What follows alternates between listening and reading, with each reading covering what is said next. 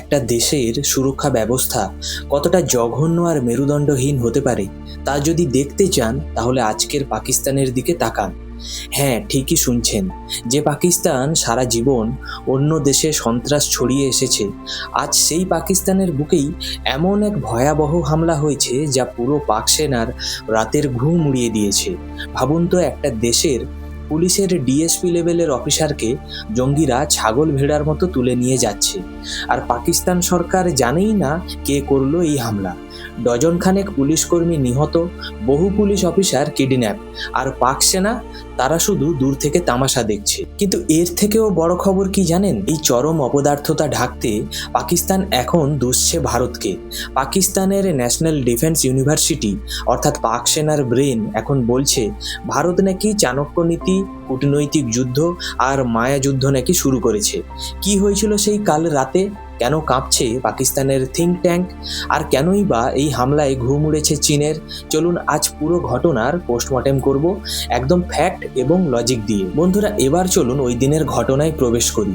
ঘটনাটা ওপর থেকে যতটা সাধারণ মনে হচ্ছে, ভেতরের ছবিটা তার চেয়েও হাজার গুণ বেশি ভয়াবহ এবং লজ্জাজনক। দুর্নীতির আঁতুড় ঘর ম্যাঙ্গি ড্যাম গত 6 থেকে 7 জুলাইয়ের মধ্য রাতে বালুচিস্তানের এই জায়গাতে কনস্ট্রাকশন সাইটে এই নারকীয় হামলাটি ঘটে। একটু ভেবে দেখুন, এই ড্যামটা গত 10 বছর ধরে তৈরি হচ্ছে। হ্যাঁ, ঠিকই শুনছেন, 10 বছর। পুরো পাকিস্তানের মেগা দুর্নীতির একটা জ্বলন্ত উদাহরণ হয়ে দাঁড়িয়েছে এই প্রজেক্ট। কোটি কোটি টাকা ফান্ডিং আসছে আর নেতারা সেটা গিলে খাচ্ছে। কিন্তু এত বড় আর গুরুত্বপূর্ণ একটা ইনফ্রাস্ট্রাকচার প্রজেক্টকে পাহাড় দেওয়ার দায়িত্বে কে ছিল জানেন? মাত্র 30 থেকে 35 জনের একটা ছোট্ট সাধারণ পুলিশ দল। না ছিল তাদের কোনো হাইটেক ওয়েপন, না ছিল কোনো স্ট্রং ব্যাকআপ। অসম লড়াই এবং চরম বিশ্বাসঘাতকতা। রাতের নিকষ অন্ধকারে হঠাৎ করেই জঙ্গিদের এক বিশাল দল ভারী অস্ত্রশস্ত্র নিয়ে ওই পুলিশ ক্যাম্পের ওপর ঝাঁপিয়ে পড়ে। শুরু হয় এক অসম এবং রক্তক্ষয়ী লড়াই। স্থানীয় গ্রাউন্ড রিপোর্টিংয়ের তথ্য শুনলে আপনার গায়ে কাঁটা দিয়ে উঠবে। সারা দিন ধরে টানা কয়েক ঘন্টা এই মাত্র 30-35 জন পুলিশ কর্মী প্রাণপণে লড়াই করেছে জঙ্গিদের সাথে। কিন্তু এক সময় তো তাদের গুলি শেষ হবেই, তাই না? আর ঠিক সেটাই হলো। কিন্তু আসল টুইস্টটা কোথায় জানেন? যখন এই পুলিশ কর্মীরা মৃত্যুর সাথে পাঞ্জা লড়ছে, তখন পাকিস্তান আর্মি কোথায় ছিল? যে সেনা দেশের বাজেটের একটা বিশাল অংশ গিলে খায়, তারা পেছন থেকে একটা রাউন্ড গুলিও ফায়ার করেনি। কোনো ব্যাকআপ ফোর্সের সাপোর্ট আসেনি। কেন? পাক সেনার কি জঙ্গিদের দেখে ভয় লাগছিল, নাকি বালুচিস্তানের মাটিতে পুলিশকে বলির পাঁঠা বানানো তাদের কোনো নোংরা রাজনৈতিক চাল ছিল? নিজেদের দেশের পুলিশকে এভাবে মরতে দেওয়া বা মরতে ছেড়ে দেওয়াটা একটা দেশের সেনার জন্য কতটা মেরুদণ্ডহীনতার পরিচয়, তা বোধহয় আর বলার অপেক্ষা রাখে না। ফলাফল কি হলো? পশ্চিমী মিডিয়া বা ওয়েস্টার্ন মিডিয়াগুলো এবং পাকিস্তানের অফিসিয়াল রিপোর্ট বলছে অন্তত 9 জন পুলিশকর্মী মারা গেছেন। কিন্তু বন্ধুরা, আমরা পাকিস্তানের ডেটা ম্যানিপুলেশনের ইতিহাস খুব ভালো করেই জানি। যখনই কোনো বড় হামলা হয়, পাকিস্তান একটা অদ্ভুত সিঙ্গেল ডিজিট গেম খেলে। 9 মানে বাস্তবে সেটা 19, 29 নাকি 39, তা একমাত্র ওপরওয়ালারাই জানে। কারণ ডাবল ডিজিট প্রকাশ করলেই সরকারের অযোগ্যতা আর সেনার ব্যর্থতা পুরোপুরি উলঙ্গ হয়ে যাবে পাবলিকের সামনে। মৃত্যুর সংখ্যার চেয়েও সবথেকে বেশি লজ্জার এবং আতঙ্কের বিষয় হলো কিডন্যাপিংয়ের ঘটনা। জঙ্গিরা সাধারণ কনস্টেবলদের তো ছেড়েই দিন, খোদ ডিএসপি জিরাওয়াত এবং 2 জন এসএইচওকে ছাগল ভেড়ার মতো তুলে নিয়ে গেছে। ভাবতে পারছেন লেভেলটা? একটা দেশের অ্যান্টি টেরর ফোর্সের হেড কনস্টেবলকে জঙ্গিরা কিডন্যাপ করে নিয়ে যাচ্ছে, আর রাষ্ট্র বসে সেটা দেখছে। লিস্টটা কিন্তু এখানেই শেষ নয়। ক্যাপ্টেন হাসান নায়েক শাহিদ, ল্যান্স নায়েক সিরাজ এবং আরও বহু অফিসারকে জিম্মি করা হয়েছে। এই ঘটনা প্রমাণ করে দেয় যে পাকিস্তানের ইন্টেলিজেন্স বা গোয়েন্দা ব্যবস্থা পুরোপুরি ফেল করেছে। যাদের দায়িত্ব সাধারণ মানুষকে নিরাপত্তা দেওয়া, তারা আজ নিজেরাই জঙ্গিদের হাতে জিম্মি।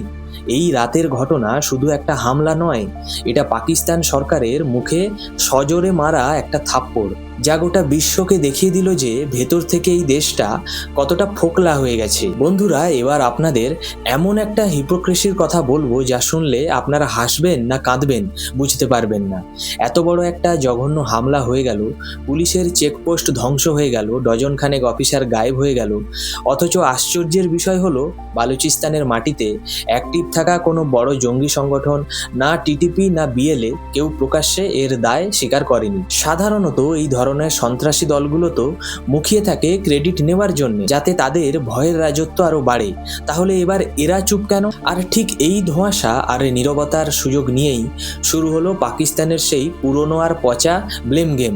তদন্ত শুরু হওয়ার আগেই, কোনো গ্রাউন্ড রিপোর্ট আসার আগেই পাকিস্তানের ডিফেন্স মিনিস্টার খাওয়াজা আসিফ এবং ইন্টেরিয়র মিনিস্টার মহসিন নকভি ক্যামেরার সামনে এসে নির্লজ্জের মতো একটা মুখস্থ করা ডায়লগ আউড়ে দিলেন, এর পেছনে নাকি ভারতের হাত আছে। মানে ভাবুন একবার অবস্থাটা, নিজেদের দেশের পুলিশকে একটা সুরক্ষিত চেকপোস্ট দিতে পারছে না, বিপদের সময় নিজেদের সেনাবাহিনী লেজ গুটিয়ে বসে থাকছে আর দোষ চাপিয়ে দিচ্ছে ভারতের ওপর। এটা তো সেই প্রবাদ বাক্যের মতো, নাচতে না জানলে উঠোন বাঁকা। আপনাদের কি মনে হয় ভারত কি সত্যি এই ধরনের কাজ করবে? একটু লজিক দিয়ে ভাবুন। আর খাওয়াজা আসিফের কথা যদি বলতেই হয়, তাহলে তো হাসতে হাসতে পেট ব্যথা হয়ে যাওয়ার জোগাড়। খোদ পাকিস্তানের ভেতরেই তার মানসিক সুস্থতা আর আবোল তাবোল বকা, এটা নিয়ে কিন্তু প্রচুর ট্রোলিং হয়। কোনো প্রমাণ ছাড়া, কোনো লজিক্যাল ইনভেস্টিগেশন ছাড়া, শুধু মাইক পেলেই ইন্ডিয়া ডিড ইট এটা বলে দেওয়াটা এদের একটা ক্রনিক অসুখে পরিণত হয়েছে। অবস্থা এমন যে এরা রাতে দুঃস্বপ্ন দেখলেও সকালে উঠে বলে নিশ্চয়ই এর পেছনে রয়ের হাত আছে। এবার আসুন প্রোপাগান্ডা সরিয়ে একটু ফ্যাক্ট বেসড অ্যানালাইসিস করি। ওপেন সোর্স ইন্টেলিজেন্স অর্থাৎ OSINT এবং বালুচিস্তানের গ্রাউন্ড রিয়েলিটি কি বলছে? ওই দুর্গম পাহাড়ি অঞ্চলে আসলে কার আধিপত্য সব থেকে বেশি? উত্তরটা হলো টিটিপি অর্থাৎ তেহরিকে তালিবান পাকিস্তান এবং বালোচ লিবারেশন আর্মি অর্থাৎ বিএলএ। ডিফেন্স এক্সপার্টদের মতে এই হামলাটা কোনো সাধারণ লোকাল গ্যাংয়ের কাজ নয়, বরং এটা টিটিপি এবং বিএলএর কোনো ডেডলি নেক্সাস যৌথ অপারেশন হতে পারে। কারণ বিএলএ সাধারণত নিজেদের সেকুলার দাবি করে, আর অন্যদিকে টিটিপি হলো কট্টর ইসলামিক মিলিট্যান্ট গ্রুপ। পাকিস্তান সরকার এখন এদের নাম দিয়েছে ফিতনা আল খাওয়ারিজ। এই দুজনের টার্গেট এক, পাকিস্তান স্টেট বা রাষ্ট্রমন্ত্রকে আঘাত করা। যেই টিটিপিকে পাকিস্তান একসময় নিজের হাতে দুধ কলা দিয়ে পুষেছিল, যাদের আফগানিস্তান আর ভারতে অশান্তি ছড়ানোর জন্য ট্রেনিং দিয়েছিল, আজ সেই টিটিপি পাকিস্তানেরই বুকে বীজ দাঁত বসাচ্ছে। হিলারি ক্লিন্টনের সেই বিখ্যাত কথাটা মনে আছে, বাড়ির উঠোনে সাপ পুষলে সেই সাপ একদিন তোমাকেই কামড়াবে। আজ পাকিস্তানের ঠিক এই অবস্থাটাই হয়েছে। নিজের তৈরি করা ফ্র্যাঙ্কেনস্টাইন আজ পাকিস্তানকেই শেষ করতে চাইছে। আর নিজেদের সেই সাপ, নিজেদের ইন্টেলিজেন্সের সেই চরম ব্যর্থতা ঢাকতেই তারা এখন ভারতের দিকে আঙুল তুলছে, যাতে দেশের সাধারণ মানুষের নজর আসল সমস্যা থেকে ঘুরিয়ে দেওয়া যায়। বন্ধুরা, আপনি কি ভাবছেন এই হামলায় শুধু কি পাকিস্তানের ঘুম উড়েছে? একদমই নয়। ইসলামাবাদে যখন বিস্ফোরণের শব্দ শোনা যাচ্ছে, তখন চীনের বেইজিংয়ে বসে ঘামছে খোদ ড্রাগন অর্থাৎ চীন। কেন বলুন তো? আসুন ডিটেলসে আপনাদের বলি। চীনের গলার কাঁটা হলো বালুচিস্তানের মাঙ্গি ড্যাম। সরাসরি CPEC অর্থাৎ চায়না পাকিস্তান ইকোনমিক করিডর এর অংশ না হলেও এটা বালুচিস্তানের অত্যন্ত গুরুত্বপূর্ণ একটা ইনফ্রাস্ট্রাকচার প্রজেক্ট। আর চীনের মাথা ব্যথার আসল কারণ হলো এই বালুচিস্তান। আপনারা জানেন চীন তাদের বিলিয়ন বিলিয়ন ডলার ইনভেস্ট করে যে গোয়াদার পোর্ট আর CPECর যে মেগা জাল বিছিয়েছে, তার হৃৎপিণ্ডই হলো এই বালুচিস্তান প্রদেশ। একটু লজিক দিয়ে ভাবুন তো, যেখানে একটা সাধারণ ড্যাম সাইট পাহারা দিতে গিয়ে পাকিস্তান পুলিশ আর আর্মির এই হাল, ব্যাকআপই নেই, গুলি ফুরিয়ে যায়, অফিসাররা কিডন্যাপ হয়ে যায়, সেখানে চীনের হাজার হাজার কোটি টাকার প্রজেক্ট কতটা সুরক্ষিত? বালুচিস্তানের ওই দুর্গম পাহাড়ি রাস্তায় যখন চীনের কনভয় যাবে, তখন পাকিস্তান তাদের বাঁচাবে কি করে? যাদের নিজেদেরই প্রাণ বাঁচানোর ক্ষমতা নেই, যারা নিজেরাই জঙ্গিদের হাতে জিম্মি হয়ে যায়, তারা চীনা ইঞ্জিনিয়ারদের রক্ষা করবে? এটা কি কোনোদিন সম্ভব? এর আগে তো আমরা দেখেছি করাচি ইউনিভার্সিটি থেকে শুরু করে দাসু ড্যাম বারবার চীনা নাগরিকদের ওপর ডেডলি হামলা হয়েছে, আর এবার মাঙ্গি ড্যামের এই বীভৎস চিত্র দেখার পর চীনের ধৈর্যের বাঁধ যে ভাঙতে শুরু করেছে তার বলার অপেক্ষা রাখে না। তাহলে চীনের হাতে আর অপশন কি বেঁচে রইল? বেইজিং এখন সিরিয়াসলি চিন্তাভাবনা শুরু করেছে যে পাকিস্তানের এই মেরুদণ্ডহীন এবং অপদার্থ সিকিউরিটির ওপরে আর ভরসা করা যাবে না। নিজেদের ইঞ্জিনিয়ার আর প্রজেক্টগুলোকে রক্ষা করবার জন্যে এবার চীন বাধ্য হয়ে তাদের নিজস্ব সিকিউরিটি ফোর্স বা আর্মড মেশিনারি সরাসরি পাকিস্তানের মাটিতে নামাতে পারে। বন্ধুরা, এর মানে কি কিছু বুঝতে পারছেন? আপনাদের কি মনে হয় একটা স্বাধীন সার্বভৌম দেশে যখন অন্য একটা দেশের সেনাবাহিনী বা প্রাইভেট মিলিটারি বন্দুক হাতে টহল দেয়, তখন সেই দেশের আর কোনো সম্মান থাকে কি? এটা তো অলিখিতভাবে দেশকে বিক্রি করে দেওয়া। পাকিস্তান ধীরে ধীরে চীনের একটা কলোনি বা উপনিবেশে পরিণত হতে চলেছে, আর গ্লোবাল জিওপলিটিক্সে এটা একটা বিশাল সিগন্যাল। আমেরিকা বা অন্যান্য পশ্চিমা দেশগুলোও দেখছে যে বালুচিস্তানে চীনের ইনভেস্টমেন্ট মোটেও সুরক্ষিত নয়। সব মিলিয়ে পাকিস্তানের এই অপদার্থতা শুধু তাদের নিজেদের নয়, তাদের আয়রন ব্রাদার্স চীনেরও বুকে কাঁপন ধরিয়েছে। বন্ধুরা, এবার আসছি আজকের সব থেকে ইন্টারেস্টিং এবং অ্যাগ্রেসিভ পয়েন্টে। এতক্ষণ তো আমরা দেখলাম গ্রাউন্ড রিয়ালিটি, এবার চলুন একটু পাকিস্তানের সেনাকর্তাদের মাথার ভেতরে ঢুকে দেখি সেখানে আসলে কি চলছে। পাকিস্তানের ন্যাশনাল ডিফেন্স ইউনিভার্সিটি অর্থাৎ NDU এটা কোনো সাধারণ কলেজ বা বিশ্ববিদ্যালয় নয়। এটা হলো পাকিস্তান আর্মির ব্রেন বা ফ্যাক্টরি, যেখানে তাদের ভবিষ্যৎ সেনাপ্রধান আর স্ট্র্যাটেজিস্টদের মগজ ধোলাই করা হয়। এই প্রিমিয়ার থিঙ্ক ট্যাঙ্ক সম্প্রতি একটা রিসার্চ পেপার বের করেছে, আর সেখানে যা লেখা আছে তা পড়লে আপনি বুঝতে পারবেন যে পাকিস্তানের ভেতরে কতটা মারাত্মক ভয় কাজ করছে। তারা সরাসরি বলছে ভারত এখন আর আগের মতো ডিফেন্সিভ নেই। ভারত এখন চাণক্য বা কৌটিল্যের কূটযুদ্ধ আর মায়াযুদ্ধ ডক্ট্রিন পুরো দমে অ্যাপ্লাই করেছে। এই কূটযুদ্ধ জিনিসটা কি? সহজ ভাষায় বলতে গেলে এমন যুদ্ধ যেখানে কোনো নিয়মকানুনের তোয়াক্কা করা হয় না। বর্ডারে গিয়ে সামনাসামনি বুকে বুক মিলিয়ে লড়াই করবার দিন শেষ।